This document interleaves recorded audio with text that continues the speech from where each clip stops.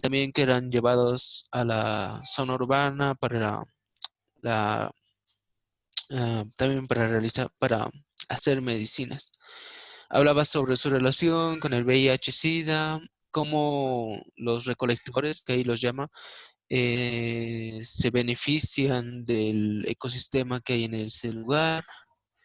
Más que todo hablaba sobre eso, hablaba sobre los habitantes que viven cerca del bosque. Eso estaba más o menos porque en alguna parte también hablaba sobre los objetivos del milenio, que en ahí también se mencionaba la importancia de los bosques en la salud.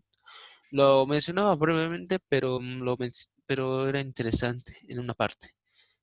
Después los demás artículos que leí, bueno, no tenían mucha relevancia en la salud. Bueno, no en la salud directamente, hablaba sobre bienestar emocional, sobre la importancia también que tienen otros ecosistemas como los animales que viven en el bosque. Más que todo eso, no había tanto sobre la salud. Había, por así decirlo, había como lo que decimos, ¿no? Lo que dijimos que había información gris. Había mucha información gris. No había tantos artículos científicos al respecto, al menos no digitalizados. El problema es que, ¿cómo medir? ¿No? ¿Cómo medir el impacto? Ese es el problema. Cuando no conocemos cómo medir algo, no es como medirle la presión. Son cálculos muy complejos a nivel estadísticamente hablando. No se puede medir. Por eso normalmente lo que hay es literatura gris. Quizás alguien podría trabajar con estudios cualitativos, pero de todas maneras todo eso nos sirve como parte de justificativo. Bueno, damos la bienvenida igual a Moisés. Natalia, ¿tienes algo para contarnos? Bueno, doctora, usted sabe la situación en la que me encuentro, aún me encuentro de hecho en la clínica. Ujú. Yo no he podido avanzar nada No, porque tranquila. ni me han traído. Lo importante es que te vayas recuperando, que eso es lo principal. Eh, Contigo vamos a ir avanzando despacito, porque tampoco queremos someterte a nivel de estrés, porque me imagino que ya con la universidad y con tu condición un poquito delicada, no es bueno, ¿no? Pero sí te agradezco mucho de que hayas podido y estés participando en las reuniones, y que te mejores pronto. Todos te deseamos que te mejores. Muchas gracias, doctora. Ok, entonces vamos con Moisés. Moisés, ¿cómo te va? Buenas noches, doctora. Buenas noches, chicos. Eh,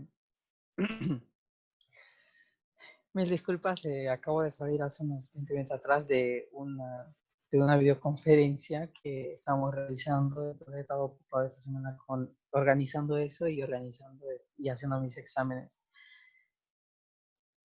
Perdón, doctora, lo voy a hacer para la siguiente. El día sábado voy a terminar con ese webinar y ya voy a estar un poco más ligado para hacerlo el día domingo. Doctora, no avancé mucho, no le voy a decir, lo hice, cuando no avancé mucho, doctora. He estado en este proyecto que me absorbió bastante. Sí, todos han salido igual, no hace mucho la nómina. Ruth mandó de las personas que trabajan en Algocén. Felicidades a todos los que han sido nombrados por su destaque, ¿no? En los trabajos. Y pues esperemos que sigan sembrando ustedes y sigan sembrando ese camino, la profesionalización, para después cosechar y seguir cosechando muchos éxitos.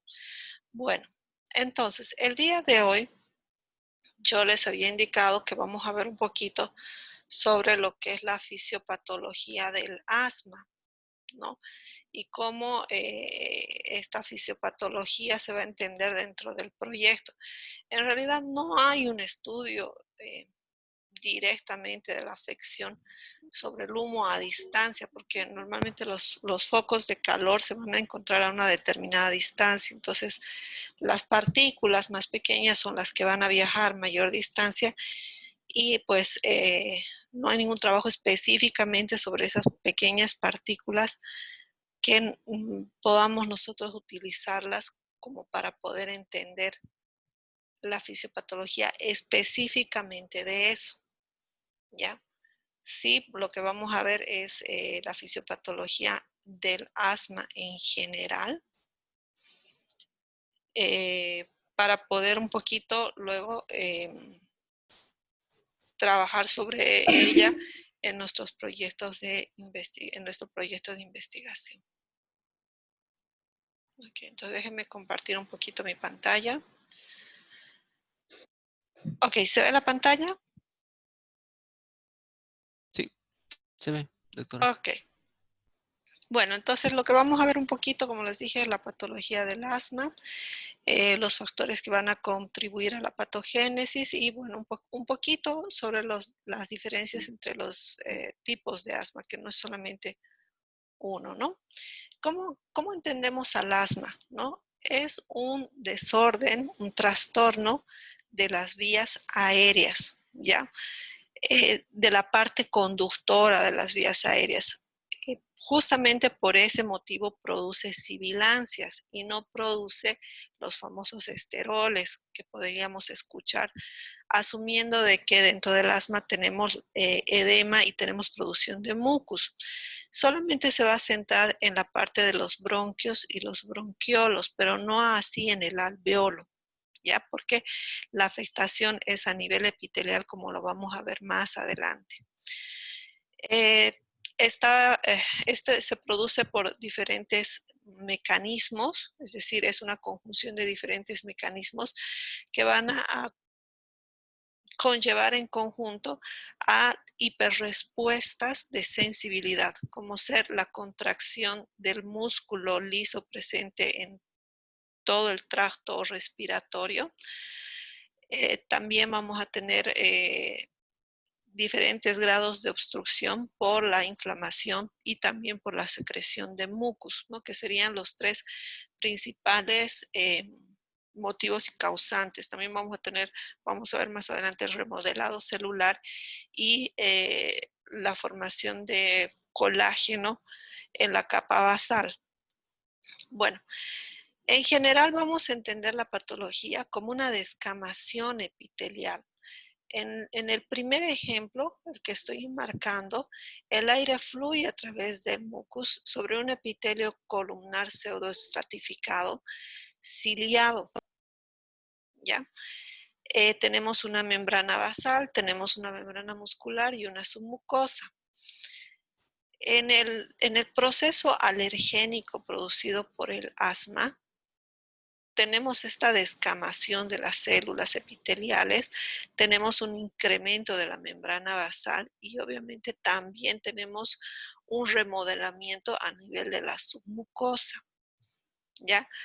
Todo eso va a ser debido al incremento de miofibroblastos que van a generar una capa de colágeno que sería un tipo de remodelado irreversible, ¿no? A largo plazo vamos a presentar entonces un paciente con la imposibilidad de tener la expansibilidad de estos tubos, generando una fibrosis en todo el pulmón.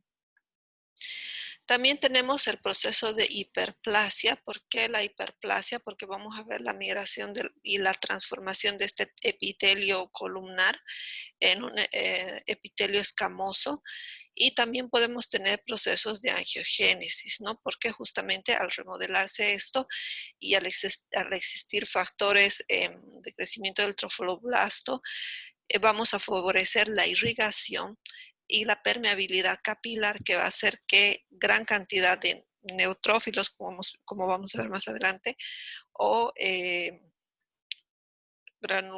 se llaman?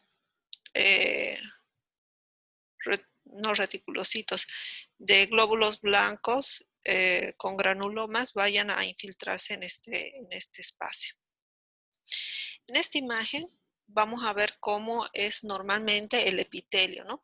Entonces, este epitelio, como les había dicho, pseudoestratificado, columnar, ¿no es cierto? Ciliado, hace el recubrimiento total. Tenemos también la presencia de células caliciformes que, como ustedes saben, recubren de un mucus, que el mucus tiene la principal función de evitar el desecamiento de las células, porque ya entenderán que al ser ciliado, estos cilios necesitan de cierto nivel de lubricación y además el aire va a pasar y ese constante fluido del aire puede desecar esta membrana, pese a que el aire ya llega semi-humidificado a nivel de la orofaringe, ¿no?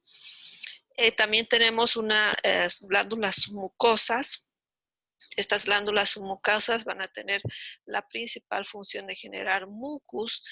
Este mucus va a ayudar a que cuando nosotros tengamos la introducción de cuerpos extraños, pegarse a ellos y poder ser expulsados con los cilios y con el efecto de la tos hacia afuera, ¿no? Para que no se quede adentro.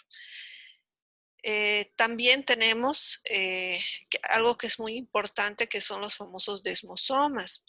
¿Qué son los desmosomas? Son conectores intracelulares entre dos células producidas por proteínas y que en algunos casos generan puentes entre las proteínas para existir una comunicación o en este caso para ver un ligando. ¿Por qué es importante esto? Porque se ha observado que la sensibilidad que tenemos de ciertas personas genética hacia el asma se debe justamente a una deficiencia genética de la síntesis de estas proteínas que generan los desmosomas. Entonces, personas que se han observado casi más de 700 mutaciones en los genes que producen estos desmosomas, estas proteínas que se transforman en desmosomas, hacen de que las uniones, fíjense aquí tenemos diferentes tipos de proteínas, hacen que las uniones entre las células limiten el ingreso de solutos a la membrana basal. Entonces, todos aquellos alergenos, si podríamos decirlo eso, no van a ser reconocidos en inicio por las células epiteliales, sino van a ser reconocidos por los neutrófilos o los macrófagos de la membrana basal. Cuando yo tengo una deficiencia en estas proteínas, ¿qué es lo que va a pasar? Pues lo que va a pasar es que estos solutos van a poder pasar a través de las células, como vemos acá, y llegar a estratos basales donde van a estar los neutrófilos que van a terminar siendo los activadores de nuestro sistema mayor de histocompatibilidad. Bueno, aquí vemos un ejemplo de cómo se remodela el epitelio en un paciente asma sintomático y un paciente que normalmente no presenta asma, ¿no? O sea, aquí claramente vemos las células caliciformes, las columnares, vemos los cilios y aquí ya prácticamente no vemos nada, vemos epitelio pseudoestratificado, vemos una destrucción total de las células columnares, vemos un engrosamiento de la membrana basal y pues así más o menos se va remodelando el tejido epitelial, que dependiendo del grado de complicación, del grado de expresión y de sobreexpresión de las manifestaciones de las interleucinas, etcétera, este proceso va a ser irreversible, que es lo que complica a la vida del paciente, porque luego lo predispone a tener muchas otras patologías, ¿no? Entonces, vamos a entender que para que exista el proceso del asma, debe haber en inicio un epitelio, una fragilidad epitelial a nivel de los desmosomas, que sería el componente genético. No les puedo decir que el 100% de las personas que tienen asma han tenido algún problema de fragilidad epitelial. Puede ser que una sobreexposición haya generado la respuesta alergénica, ¿no? Pero normalmente esta respuesta alergénica tendría que haber estado mediada por una destrucción epitelial. Ahora, si estamos hablando de una persona que olfatea clefa, entonces no importa qué desmosoma haya ahí, porque va a terminar siendo destruido y va a generar este epitelio dañado. Pero para pacientes que no tienen, digamos, esos hábitos de destrucción, destructivos a nuestro epitelio, pues se explicaría justamente este componente genético. También tenemos una deficiencia en la reparación de este epitelio. O sea, si nuestro sistema no es lo suficientemente competente para reparar los daños en mi epitelio, también voy a generar estos huecos o estos vacíos donde van a poder ingresar los alergenos a la membrana basal, ¿no? También las juntas pueden no estar completamente desarrolladas, también una pérdida de la función en los antioxidantes y, bueno, cuando hay la presencia de citoquinas, las citoquinas van a dañar el epitelio y las citoquinas pueden estar presentes también por procesos inflamatorios. No nos olvidemos, por ejemplo, el síndrome de Lotz, que realizan algunos elmitos que migran hacia los pulmones y entonces la respuesta normalmente cuando hay un patógeno que no es un virus sino es una bacteria va a ser una respuesta de tipo mediada por las inmunoglobulinas E que generan justamente la tormenta de citoquinas. Y hoy en día la vemos y se ha hablado mucho sobre esta tormenta de citoquinas en el coronavirus, pero esta tormenta de citoquinas no se realiza tanto a nivel del epitelio, sino ya cuando pasan más a nivel de los canales vasculares. ¿Ok? Entonces, hay diferentes grados de alergenicidad, si podríamos decirlo así. Hay personas que van a tener una respuesta grande y una respuesta pequeña. Normalmente, depende también mucho de la terapia con glucocorticoides, se va a poder reducir. Personas que por lo general tienen que tomar por alguna patología glucocorticoides, ya tienen un efecto inhibidor del proceso alergénico. Ahora, estas células epiteliales columnares, cuando se destruyen, forman estos cuerpos de creola, que normalmente los vamos a poder observar en los cortes histológicos o cuando nosotros hacemos una biopsia. Ok, ahora sí. Vamos acá. Aquí estos son los cuerpos entonces de creola, que no es nada más que la destrucción de nuestro epitelio columnar. Entonces aquí ya estamos observando cómo ya se ha desprendido, ¿no es cierto? Ya no hay ese epitelio ahí, ya los desmosomas se han roto y al romperse esos desmosomas, aquí está, por ejemplo, un pedazo, un cuerpo de creola que son los remanentes de este epitelio columnar. Obviamente, cuando hay una destrucción celular, el contenido celular va a ser vaciado y este contenido celular va a tener especies reactivas que van a llamar a su vez a la presencia de neutrófilos y a la presencia de otros glóbulos blancos. En esta imagen lo que se ha hecho, se ha teñido con un tinte fluorescente a las proteínas de unión del epitelio columnar. Estamos viendo un corte de sagital, si podríamos decirlo así, del epitelio columnar. Y en este otro lado vemos justamente una biopsia de una persona con asma y obviamente aquí nos damos cuenta que no tiene este aspecto reticuloso de estos desmosomas, ¿no? O sea, hay la carencia total de las uniones intercelulares. Y aquí vemos parcialmente algunas celditas que todavía continúan, pero en general han sido destruidas.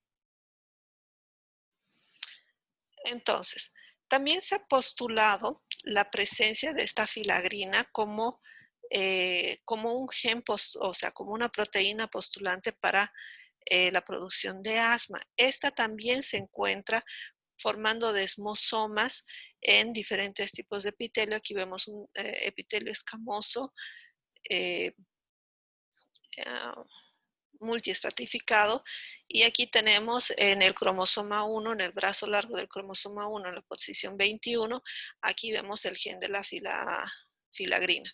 Este gen se ha observado que también está involucrado justamente en la formación de desmosomas, ¿no? Y también se postula como un posible gen postulante para la presencia de asma, como un test genético de probabilidad para tener asma. Lo que estamos observando aquí son los famosos forest plot que se utilizan cuando hacemos ensayos, cuando hacemos una comparación de los ensayos clínicos mediante un metaanálisis, ¿no? Probablemente esto es de Cochrane, no sé de dónde es exactamente, de qué revista se ha presentado, pero lo que podemos ver es que entre los casos controles y la dermatitis no atópica, porque esto normalmente sucede a nivel de la dermis, y eso también me he olvidado decirles, hay una relación directa, si por así decirlo, entre el asma y la dermatitis atópica. Normalmente los niños que presentan dermatitis atópica, que es la descamación de la piel, del epitelio, la piel se les pone dura, escamosa, irritativa, hay mucho escozor. Entonces, normalmente esos niños son los que normalmente van a presentar o pueden presentar con mayor probabilidad asma. Entonces, aquí han puesto casos de control y personas no atópicas. Se ve que no hay una diferencia estadísticamente significativa. Pero cuando nosotros comparamos un caso control y dermatitis atópica, ya se presenta una diferencia estadísticamente significativa. Es decir, que las familias atópicas estarían siendo postulantes para procesos asmáticos. Aquí también podemos observar lo mismo, ¿no?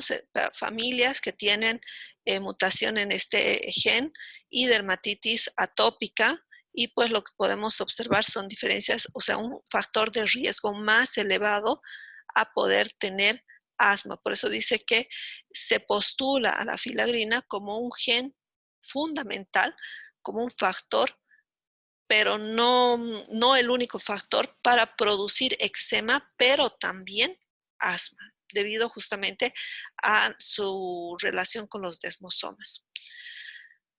Ahora bien, hay diferentes tipos de alergenos, ¿no? Pueden ser, por ejemplo, entre los más conocidos está el humo del tabaco, los virus respiratorios, como el virus sincitial respiratorio, pero también hay alergenos activos de tipo proteolíticos. También tenemos oxidantes que pueden romper estas bandas de actina y obviamente si hacen la ruptura de las bandas de actina también pueden estar involucradas en la destrucción de los desmosomas.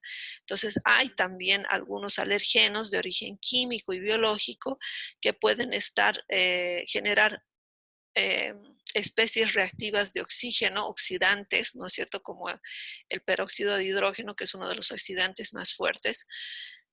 Personas que están expuestas a ambientes con muchos químicos, personas que se dedican a la limpieza, personas que trabajan en la industria, por ejemplo, de jabones, etcétera, pueden tener esto, los que trabajan en las peluquerías, ¿no es cierto?, haciendo la decoloración de cabellos, y ahora que está tan de moda el amoníaco y el encerado, entonces también pueden generar estas especies reactivas de oxígeno que pueden resultar en una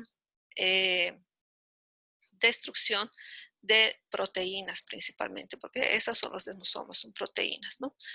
Por ejemplo, la peroxidasa glucatión, la dismutasa, peróxido dismutasa, son algunas que están relacionadas. Y también tenemos citoquinas proinflamatorias como respuesta a esta actividad química y biológica de los alergenos, ¿no? Entonces, aquí lo que vamos a ver en este cuadro justamente es la presencia de pacientes no atópicos, no asmáticos, ¿no es cierto?, con relación a las citoquinas.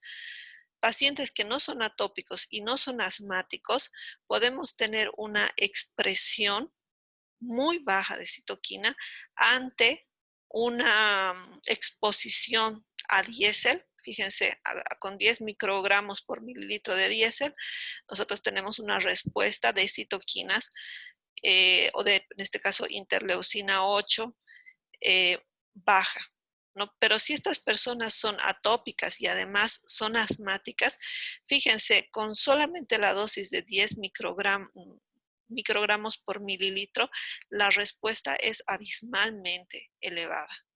Es muy, muy elevada.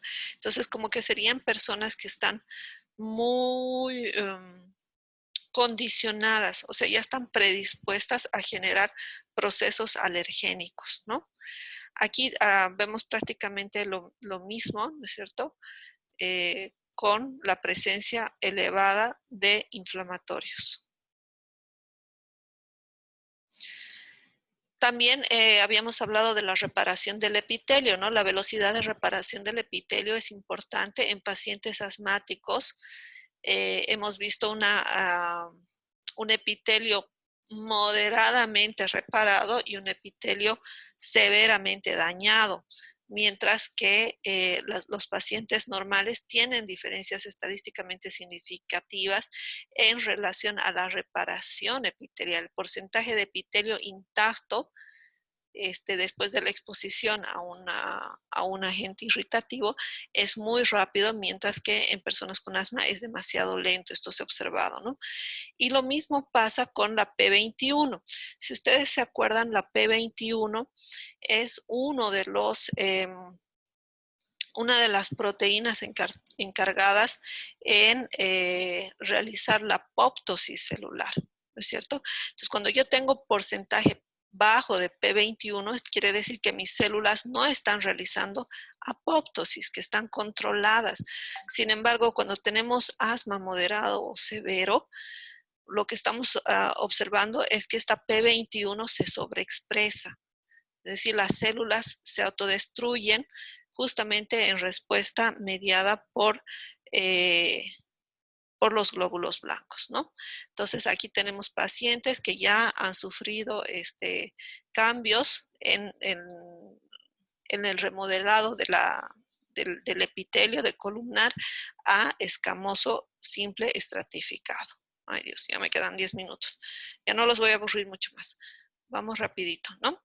Entonces, ¿qué es lo que pasa cuando tenemos la reparación del epitelio? Pues ya no tenemos esos cilios, el aire entra menos irrigado, no tenemos la posibilidad de poder humedecerlo, y justamente con eso hay una respuesta también a la producción excesiva de mucus. Esa producción excesiva de mucus va a obstruir la luz de los conductos respiratorios y obviamente también van a haber un modelado intraepitelial de las células. Aquí vemos algunos genes relacionados, por ejemplo, el ICAN1, tenemos las citoquinas proinflamatorias, interleucina 1 beta, factor de crecimiento tumoral, alfa, la interleucina 6, y bastantes tipos de citoquinas, entre ellas la 4, la 13, que son importantes, las vamos a ver un poquito más adelante. Y también tenemos la endotelina, que normalmente se presenta en el remodelado cuando hay una vasoconstricción o una vasodilatación. Normalmente lo que hace esta endotelina permite la permeabilidad de los vasos celulares, de los capilares celulares, para la migración de los glóbulos rojos. Y obviamente cuando hay este edema producido justamente por la endotelina, que es la que va a permitir que la extravasación de los capilares, vamos a tener una broncoconstricción. Bueno, esto más o menos, aquí están las quemoquinas. Aquí vamos a ver los distintos tipos de citoquinas que están involucradas, su acción que tienen. Normalmente la mayoría de ellas son quimioatrayentes para que vengan más, en este caso serían linfocitos, ¿no?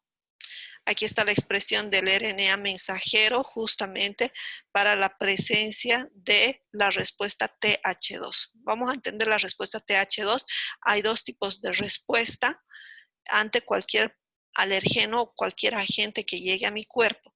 La respuesta TH1 de los linfocitos TH1 va a ser una respuesta la cual no va a estar mediada por las inmunoglobulinas E, sino van a utilizar las inmunoglobulinas G y las inmunoglobulinas M, ¿no es cierto? Que son los procesos normalmente agudos y crónicos.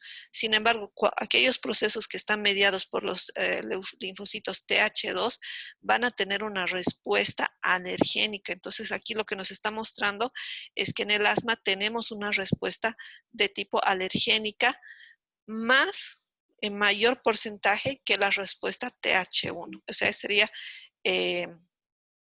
específicamente justamente para eso. Aquí nos habla prácticamente lo mismo. ¿Qué es lo que normalmente vamos a encontrar? Además, células inflamatorias, por ejemplo, los mastocitos, a diferencia de las células T, la presencia de justamente estos linfocitos de respuesta inflamatoria de tipo 2, bastante elevada. Y aquí está la fisiopatología en sí, ¿no? Que además tenemos una nueva citoquina que se ha descubierto. Entonces, cuando entra cualquier virus, bacteria u hongo, ¿no es cierto? Y yo per se ya tengo un pequeño daño epitelial o tengo esa deficiencia en los desmosomas, lo que va a pasar es que justamente estos alérgenos van a pasar a la membrana basal y en la membrana basal se van a encontrar ¿con quién? Con las células dendríticas, que las células dendríticas están justamente vigilando por todo este lado, patrullando, y va hasta que se topen con una célula dendrítica. Esta célula dendrítica, ¿qué es lo que va a hacer? Va a soltar todos estos mediadores y va a reclutar a las células TH2 de respuesta, ya habíamos dicho, con inmunoglobulinas IgE. Entonces, estas células TH2 a su vez van a activar a las células de memoria, las células, los linfocitos B, y los linfocitos B, esto lo va a hacer mediante la interleucina 4 y la interleucina 13, que les había indicado que son sumamente importantes en este proceso, van a producir lo que son las inmunoglobulinas E.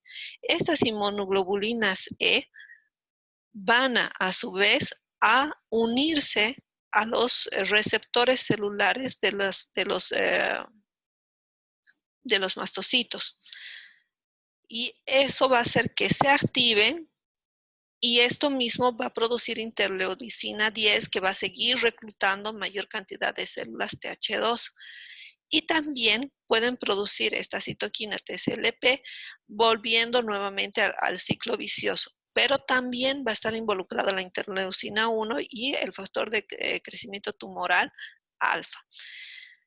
Otro proceso más que se va a dar a nivel del asma es que estas inmunoglobulinas E y estas células beta van a viajar directamente hacia la bone marrow, que se llama, hacia la médula ósea, y ahí van a seguir produciendo mayor cantidad de células de memoria, cosa que cualquier próxima situación, cuando se presente un alérgeno, la respuesta va a ser mucho más violenta y mucho más fuerte y mucho más rápida, ¿no? También se van a reclutar, gracias a la interleucina 13, los eosinófilos, que recordemos que los eosinófilos son los que van a dar la respuesta de las tormentas de citoquina.